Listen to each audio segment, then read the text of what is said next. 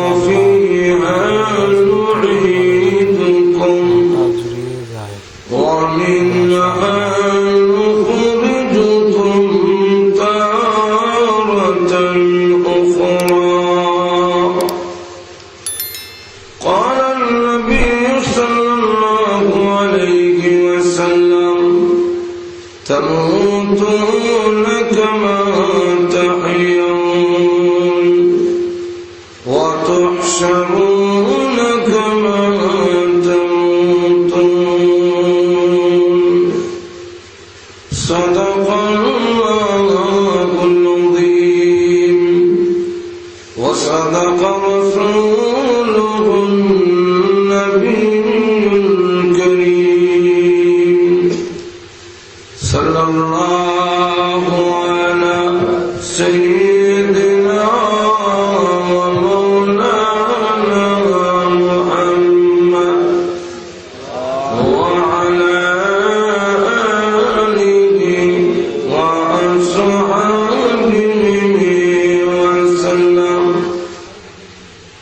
আল্লাহ রাব্বুল আলামিন বলেন, আমার কেন ঘুম নাই?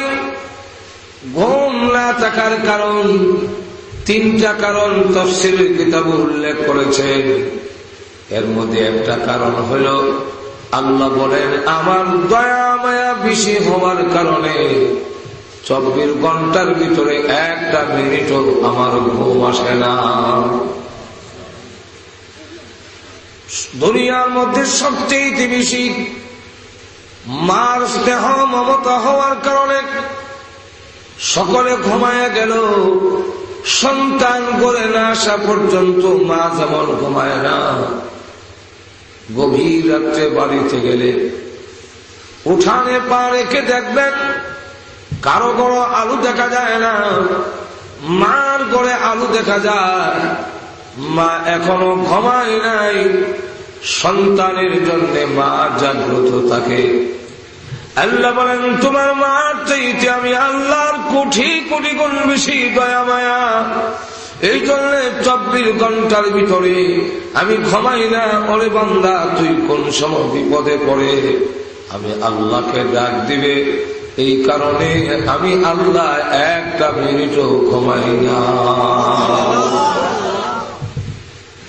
2 নম্বর কারণ হল আল্লাহ রাব্বুল আলামিন বলেন, তোমাদের দুর্বলতা সেই জন্য ঘুম আছে। আমি আল্লাহর কোনো দুর্বলতা নাই, আমার কোনো ক্লান্তিটা নাই। আমি সবগুলো পরিচালনা করি, সবগুলো আমি চালাই। কিন্তু বান্দা জেনে রাখ, আমি আল্লাহ রাব্বুল আলামিন সবগুলো পরিচালনা করে সবগুলো চালানোর পরেও আমি আল্লাহর দুর্বলতা আসে না। এর কারণ দুর্বল যিনি হবেন, দুর্বলতা যার মধ্যে আছে সে কোনোদিন মাবুদ হতে পারে না, আল্লাহ হতে পারে না। আল্লাহ হইতে গেলে সবল থাকতে হবে। এই জন্য দুর্বল কোন জিনিস মানুষের খোদা হতে পারে না। আল্লাহ দৃষ্টান্ত তুলে ধরেছেন যে যারা মূর্তি পূজা করে, মূর্তি হলো তার খোদা। মূর্তির সামনে যে খাবার দেওয়া আছে, এই খাবার মাসিয়ে সিনায় দুর্বল। মাসি তো খুব সবল। মাসির সাথে মনে হয় আপনারা লড়াই করে হারবেন না, নাকি? ঘুমানো জাগ্রত আল্লাহ জানে। কিছু হা না করবেন তো। মাসি আপনার থেকে সবল না দুর্বল? দুর্বল কি সামান্য না অনেক? একটু জাতা দিলে একটা হয়ে যাবে, ঠিক না? কিন্তু ওই মাছি মূর্তির সামনে যে খাবার দেওয়া আছে, ওই খাবার গুলো যখন নিয়ে যায়, আবার নেওয়ার সময় আওয়াজ দিয়ে আসে, ক্ষমতা থাকলে আটকাও, যেরকম ঠিক নেই। আবার খেয়ে পেট ভরে যাওয়ার সময় সে আওয়াজ দিয়ে যায়, খায়া শেষ করলাম, তোমার খাওন আমি মাসিয়ে খেয়ে নিয়েছি। তুমি নিজের খাবারটা যেখানে রক্ষা করতে পারলে না, এমন খোদা কোনদিন এমন জিনিস কোনদিন মানুষের খোদা হতে পারে না। আল্লাহ নিজে বলেন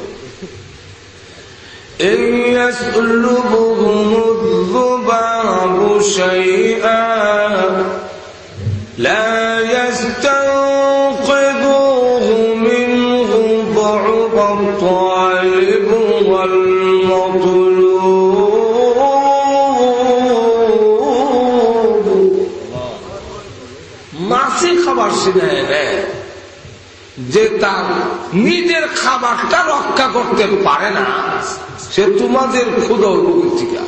মানুষ যখন ধর্মীয় জ্ঞান থেকে দূরে সরে যায়, এমনি ওহির জ্ঞান যদি মানুষের মধ্যে না থাকে, মানুষ বিবেক শূন্য হয়ে যায়। হিন্দুরা তো মূর্তির সামনে দেয়, আমরা কি কম করি? আমাদের মুসলমানের তো আমার নিজের চোখের দেখা মাজারের সামনে গিয়ে সাজদা করে,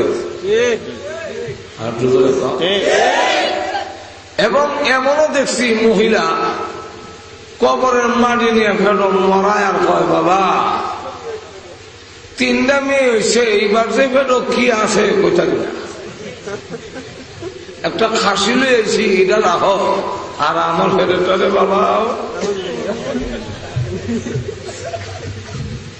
অথচ সন্তান ছেলে হোক মেয়ে হোক দেওয়ার ক্ষমতা কার? আরো দূরে আওয়াজ দিয়ে বলেন কার? কিন্তু আমাদের দেশে মাজারে গিয়ে শ্রদ্ধা দেলা, মাজারে গিয়া কান্দে, অথচ যিনি মাজারে কবরে ঘুমায় আছেন তিনি যত বড় অলি হোক, এখন যিনি জিন্দা আছেন ওনার তো হাওয়ার বেশি, পাওয়ার বেশি না কম? আপনি পড়লে সওয়াব হয়, কবরে যিনি ঘুমানিছেন কিয়ামত পর্যন্ত কোরআন হলো সওয়াব নাই। এক অলির কবরের পাশে দিয়ে একজন লোক যায়, শোনে কোরআনের আওয়াজ কবরের ভিতরে, তাবারাকাল্লাযী বিয়াদিহিল মুলক ওয়া হুয়া আলা কুল্লি শাইইন কাদির।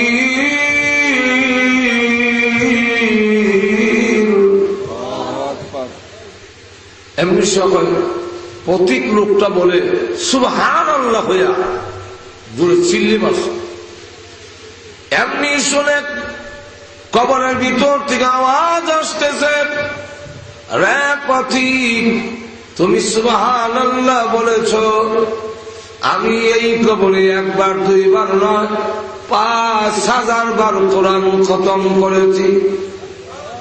রে পথিক আমার 5000 বার কোরআন খতম করা তোকে দিয়ে দেই, তোর সুবহানাল্লাহ আমাকে দিয়ে দে। কিছু করবেন না? আমার 5000 বার খতম যে করেছি 5000 বার তোমার দিয়া দেই, আর তোমার একবার সুবহানাল্লাহ আমাকে দিয়া দাও। কেন জানোস কি? 5000 বার না 5 লক্ষ বারো যদি কোরআন শরীফ পড়ি কোন সওয়াব নাই, তোমার একবার সুবহানাল্লাহ বেহেশতের মধ্যে এমন গাছ তৈরি হয় 100 বছর দৌড়ের গোড়া দৌড়াইলো ওই গাছের ছায়া পার হতে পারবে না।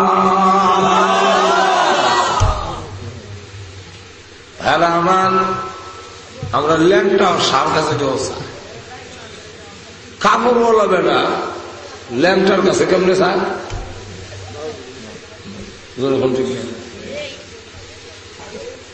মানুষ না, তোমরা সেখানে চাইতে পারো না, তোমার তো ক্ষমতা বেশি, তুমি দুর্বলের কাছে যাবে কেমনে? চাইলে তো সবলের কাছে যাবে। যেরকম ঠিক না? এইভাবে আপনারা তাহলে বলতে পারেন মূর্তির কাছে চাই কেন, ল্যাংটা আর ভণ্ডর কাছে চাই কেন? আরেক ভণ্ড দেখি দাড়ির মুখ এক সমানে লম্বা, কোথায় কোন কথা বলে চুপ করে বসে দেয়, মাঝে মাঝে বলে হক মাওলা হক মাওলা। আবার কোন লোককে কর তুমি বাইগন দেখাইছো, ঠিকই বাবা আমি তো বাইগন দেখাইছি, বাবা কেমন কামে লাভ হয়ে যায়, হাক মাওলা। তোর ফিডের মধ্যে একটা মেয়াজ আছে, ঠিকই আমার ফিডের মধ্যে একটা মেয়ে, ও বাবা আমার কাপড়ের তলের জিনিস কেমনে কইলা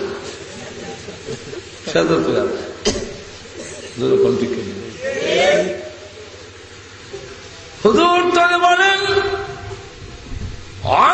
কেন কেমনে বললো কিছু না পাইয়া কি বলে,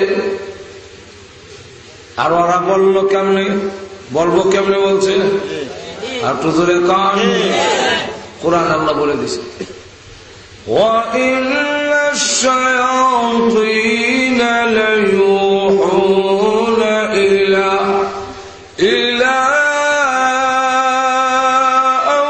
أَوْلِيَائِهِمْ لِيُجَادِلُوكُمْ। আল্লাহ রাব্বুল আলামিন বলেন যারা আল্লাহর বিধান মানে না, আল্লাহ আর নবীর তরিকা মানে না,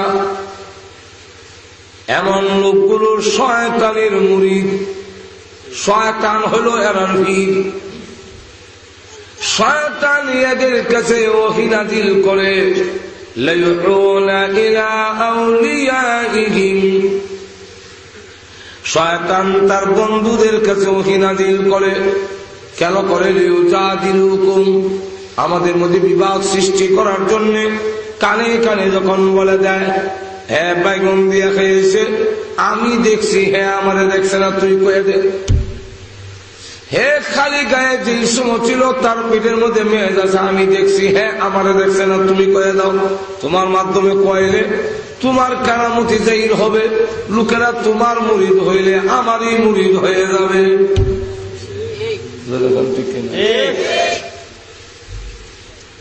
এমনি ভাবে নবীজির যুগে যতগুলো মূর্তি ছিল, এক একটা মূর্তির ভিতরে এক একটা শয়তান গিয়ে লুকাইত, মাঝে মাঝে আওয়াজ দিত।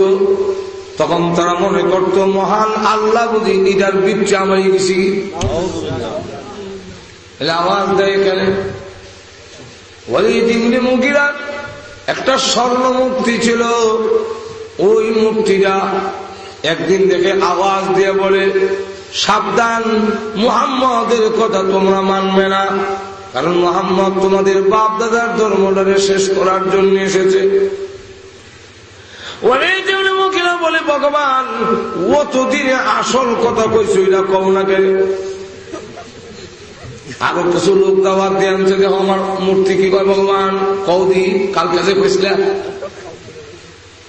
আবারও আওয়াজ দিয়ে বলে হে আরববাসীরা, মুহাম্মদ সাল্লাল্লাহু আলাইহি সাল্লামের কথা তোমরা মানবে না, সে তোমাদের বাপ দাদার ধর্মটারে শেষ করার জন্য আসছে।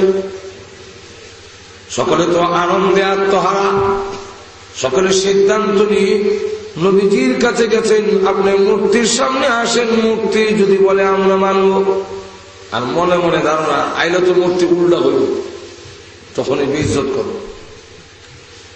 নবীজি মূর্তির সামনে গিয়া দাঁড়ায় বলে এ মূর্তি আমি নবী কিনা বল। এমনি দেখে মূর্তির ভিতর থেকে আওয়াজ আসতেছে আশহাদু আল্লা ইলাহা ইল্লাল্লাহু ওয়া আশহাদু আন্না মুহাম্মাদান আবদুহু ওয়া রাসূলুহু। এখন সব মাথা নিচের দিকে দিয়ে বলিস, রাসূল কয় কি রে, এখন কস না,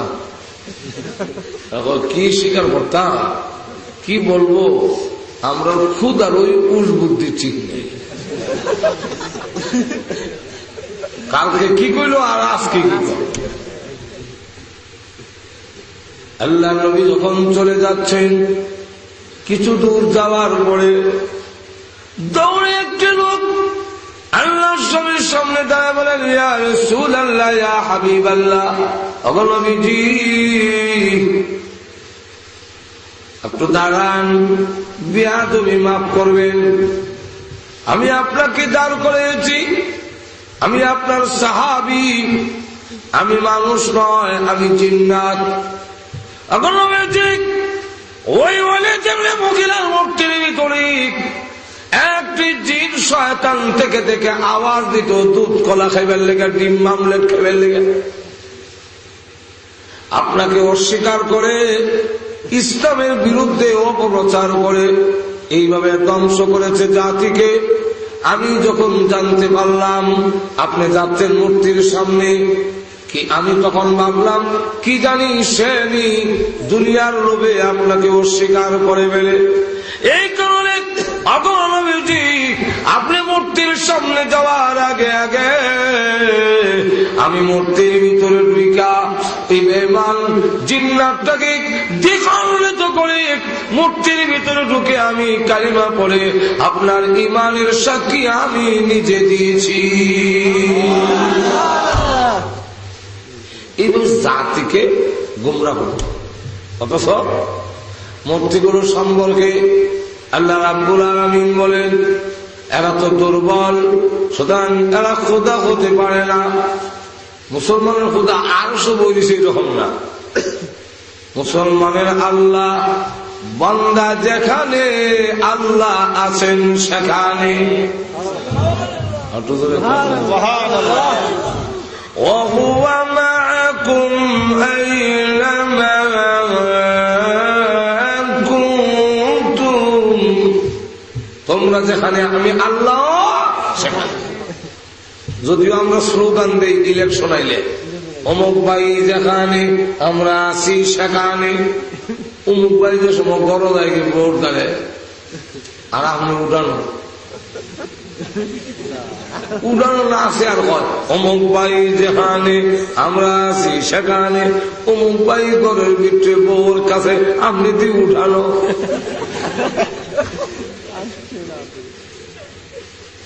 আল্লাহ রাব্বুল আলামিন বলেন পৃথিবীর মানুষেরা রে,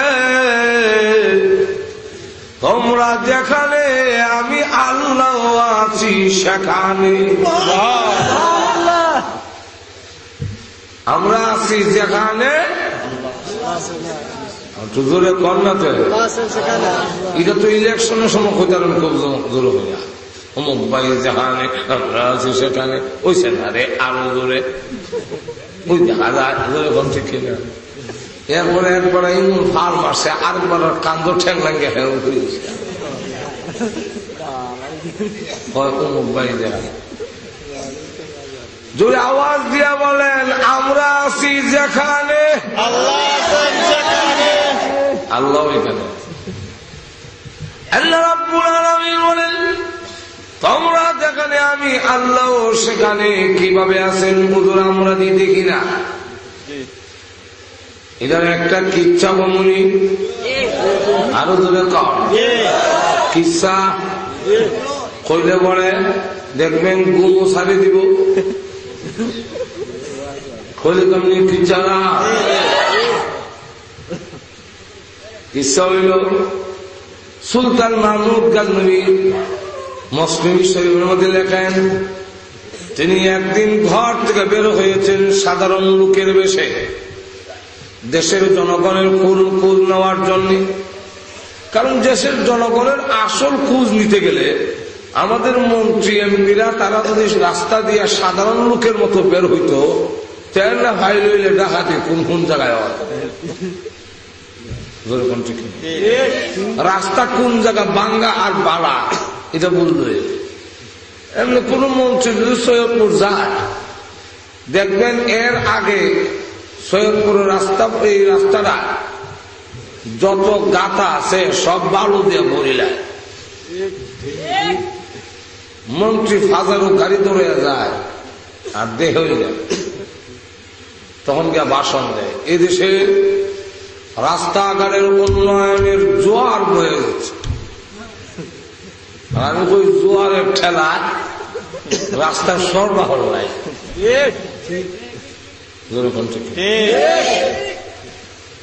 সাধারণ বেশি আয়া দেখো কে কোন অবস্থায় আছে।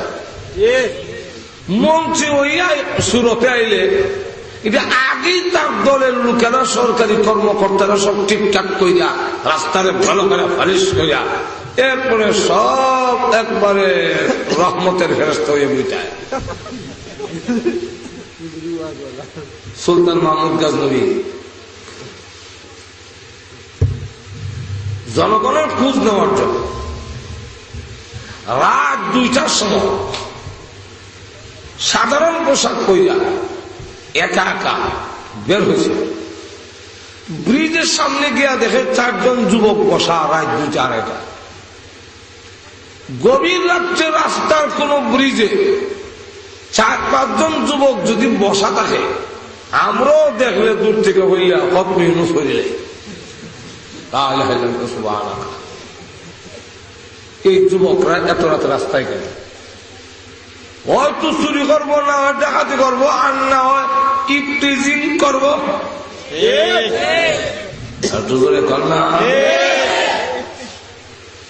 আর না হয় কেউ মাটির তোরে থামাইলে একটা না একটা উনিকে তাদের সামনে দাঁড়াইলেন।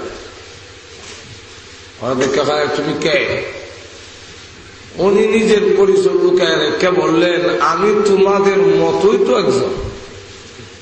তোমরা যেমন দেশের নাগরিক, আমি একজন নাগরিক। ওরা বুঝতে আমরা যেমন সুর, এটা আরেকটা সুর।